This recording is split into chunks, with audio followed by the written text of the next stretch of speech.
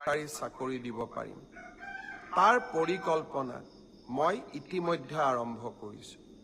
বিভিন্ন বিভাগৰ লগত কথা বতৰা পাতিছোঁ যে অহা 5 বছৰত আমি 2 লাখতকৈও অধিক ল'ৰা ছোৱালীক চৰকাৰী চাকৰি দিব পাৰিম নে নোৱাৰিম।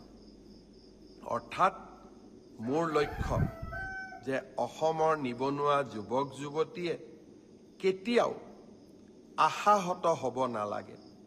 তেখেতসকলৰ আশাবোৰ পূৰ্ণ কৰাৰ বাবে আমি আমাৰ আকাংক্ষিত লক্ষ্য যি আমি সন্মুখত ৰাখিছিলোঁ সেই পথেৰে আমি কাম কৰি গৈ থাকিম।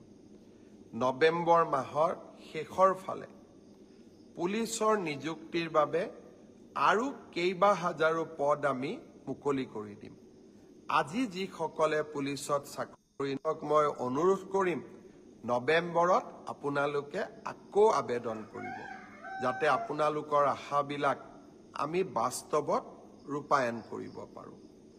প্ৰাথমিক শিক্ষাৰো 5,000 পদৰ নিযুক্তিৰ প্ৰক্ৰিয়া সম্পূৰ্ণ হৈ যোৱাৰ লগে লগে বাকী থকা 4,000 পদৰো নিযুক্তিৰ প্ৰক্ৰিয়া আমি আৰম্ভ কৰিম।